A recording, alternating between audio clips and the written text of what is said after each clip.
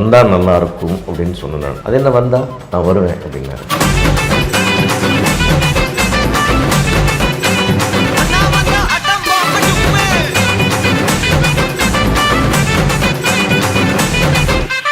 தளபதி விஜய் அவர்கள் வந்து இந்த விழா வந்து வேறு தளத்துக்கு எடுத்துகிட்டு போய் விட்டுட்டாருன்னு நான் சொல்லுவேன். ஆனால் அவர் வரான்னு எனக்கு தெரியும். ஆனாலும் ஏன்னா இன்றைக்கி அவருடைய சுச்சுவேஷன்ஸ் நாளைக்கு எந்த சுச்சுவேஷன்லையும் மாறலாம், எப்படி வேணால் நடக்கலான்றதும் நமக்கு தெரியும்.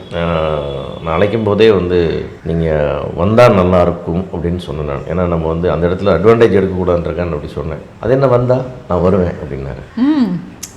அது அந்த அந்த அந்த அழுத்தம் அந்த அந்த வார்த்தையில் எனக்கு ஒரு பெரிய நம்பிக்கை இருந்தது. அது நான் வந்தால் என்ன நான் வருவேன், அந்த அந்த சொன்னால் செய்வார் அப்படின்ற ஒரு அவரை பற்றி ஒரு அது ஒரு கேரக்டர். அது நினச்சா செஞ்சிடும், சொன்னால் செஞ்சிடும்னு ஒரு கேரக்டர் அவருக்குள்ளே இருக்குது.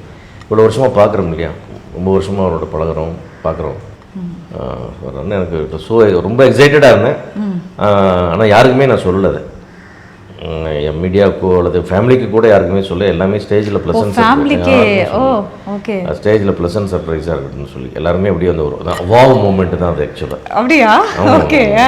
ஆல்மோஸ்ட் வந்து என்னோட இந்த பிளானிங்கில் இருந்த 3 பேர் இந்த ஈவெண்ட்டில் இருந்தவங்கள தவிர யாருக்குமே தெரியாமல் மெயின்டைன் பண்ணி கொண்டு வந்தோம். அது வந்தோடனே பார்த்தோன்னே கண்டிப்பாக ஒரு மண்டபமே ஒரு சில நிமிடங்கள் அப்படியே அப்படி ஆடி பூச்சன்னு தான் சொல்லணும். ஏன்னா அவர் வந்து கிட்டத்தட்ட சமீபத்தில் நடந்த அந்த சம்பவத்துக்கு பிறகு அவர் வெளியே வந்த முதல் நிகழ்வு இதுதான்றது ஒரு பெரிய விஷயம் இருக்குது. அதனால தான் நான் வந்து ஏன் அவர்கிட்ட தயங்கி கேட்டேன்னா, இதெல்லாம் கொஞ்சம் இந்த அவருடைய டென்ஷன்ஸ்லாம் நம்ம புரிஞ்சுக்கணும், சும்மா வாங்கலாம் ஃபார்மாலிட்டி கூப்பிடக்கூடாதுன்னு நினச்சேன். அதெல்லாம் தாண்டி அது என் மேல் இருக்கிற அந்த அன்பை வந்து அவர் காமிச்ச விதை வந்து எனக்கு ரொம்ப நெகிழ வச்சிருச்சு.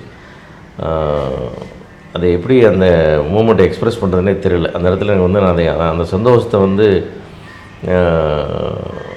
என்னால் எக்ஸ்ப்ரெஸ் பண்ணிக்கவே முடியலை. இன்னும் இப்போ வரைக்கும் நான் வந்து அந்த டயர்ட்னஸ்லாம் இல்லாமல் இருக்கிறதுக்கு ஒரு காரணமே என்னென்னு கேட்டிங்கன்னா, நைட்லாம் கூட 1 மணி நேரம் தூங்க முடியல. ஏன்னா எல்லா சமூகங்களும் நினச்சிட்டு இதெல்லாம் பார்த்துட்டு அப்படியே இந்த எக்ஸைட்மெண்ட்லேயே இருக்கேன் நான். அப்படியே ஒரு மாதிரி ஆகுது. அது ஒரு என்ன சொல்கிறது, ஒரு த்ரில்லாக அந்த அனுபவங்கள். அதுக்கப்புறம் இந்த மீடியாவில் வந்த அந்த வரிசையாக வர்ற விஷயங்கள், அது உலகமெங்கும் வந்து வர்ற ஃபோன், எல்லாரும் பார்த்துட்டு நம்ம இங்கே வர முடியாதவங்க நண்பர்கள் எல்லோரும் அடிக்கிற ஃபோன் செய்திகள், நம்முடைய வாட்ஸ்அப் மெசேஜஸ் ஒரு பெரிய எக்ஸைட்மெண்ட்டை கொடுத்தது. அது கண்டிப்பாக வந்து அவருக்கு நான் இதுக்கு என்ன கைமாறு செய்ய போகிறேன், இது எப்படி நன்றி சொல்ல போகிறேன்னு தெரியல.